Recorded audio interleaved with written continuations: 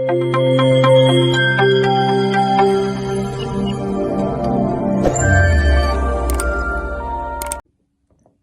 दोस्तों, मेरे YouTube channel खिड़की पर आपका स्वागत है। आज हम बात करेंगे एक किताब पर।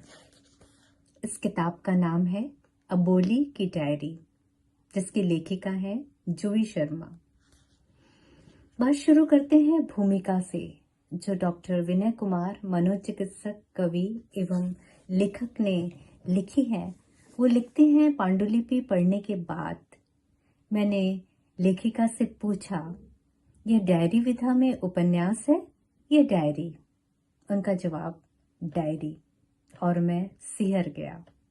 मनोचिकित्सक जो लगभग 3 दशक से मानव के मन को, मनुष्य के मन को देख रहे हैं, जांच रहे हैं, परख रहे हैं, इलाज कर रहे हैं, वो जब लिखें कि मैं सिहर गया, तो यह सिहरन बताती है कि इस डायरी में जो दर्ज है वो कितना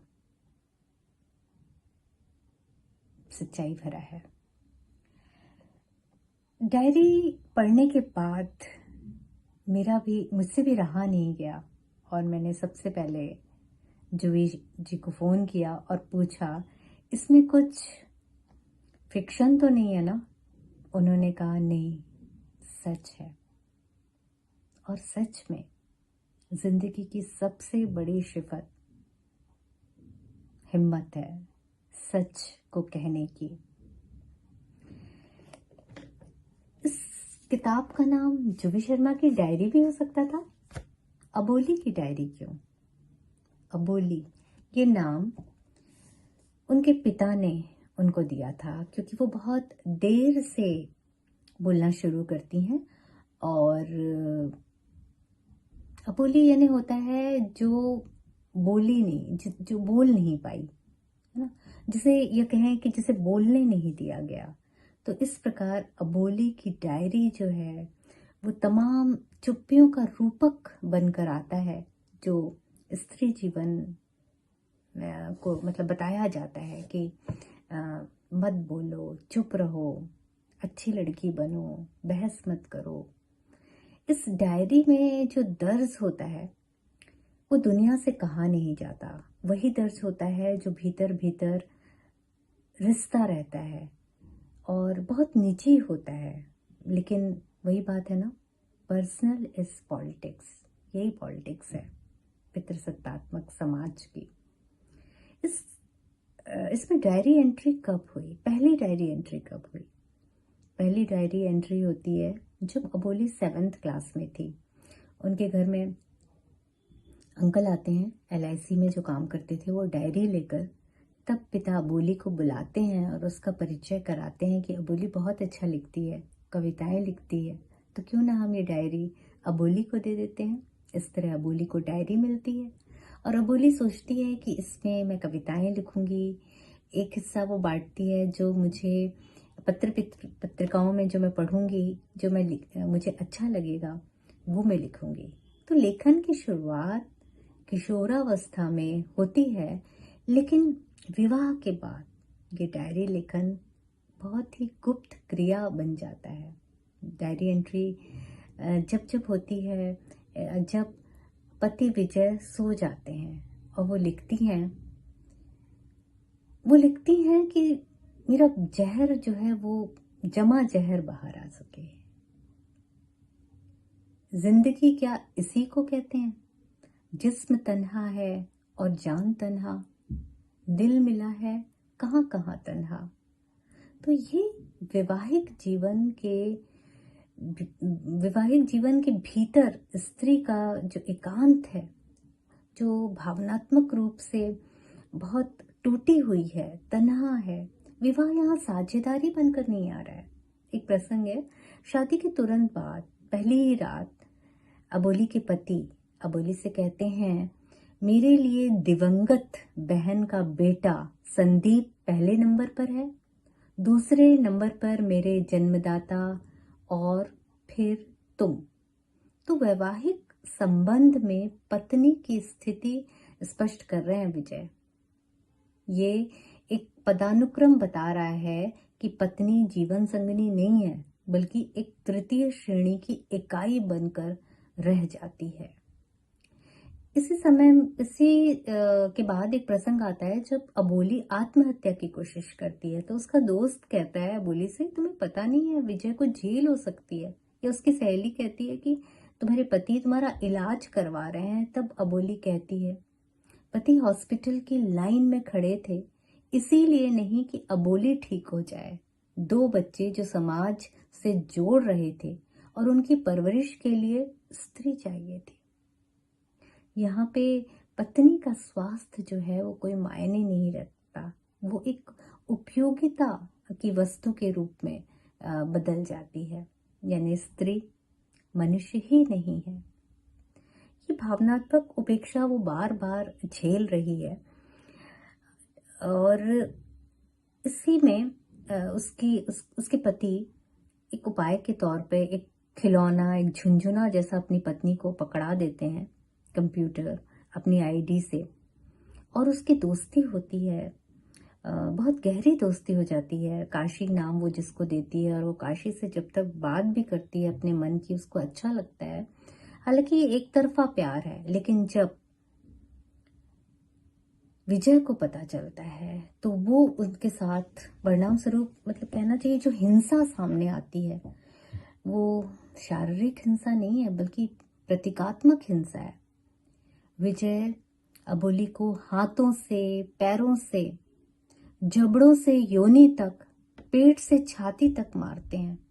रंडी कहते हैं। अबोली इसके जवाब में कहती है, लिखती है मतलब, कि यदि विजय अगर ऐसी कोई हरकत करे तो क्या मैं भी उनको ऐसे जानवरों की तरह मारती पीटती। और उन्होंने मुझे रंडी कहा।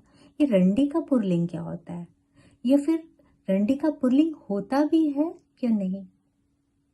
यहाँ पे देह पर जो लक्षित प्रहार है वो स्त्री की यौनिकता को दंडित करने का एक तरीका बता रहा है कि यह हिंसा दरअसल संदेश देती है कि स्त्री के पास स्वयं की इच्छा का कोई भी अधिकार नहीं है। बहुत डरी सहमी रहती है वो, अपनी सास से भी बहुत डरती है। और एक प्रसंग बल्कि मैं पढ़ रही हूँ कि सास कह रही हैं, अबोली साड़ी उतार।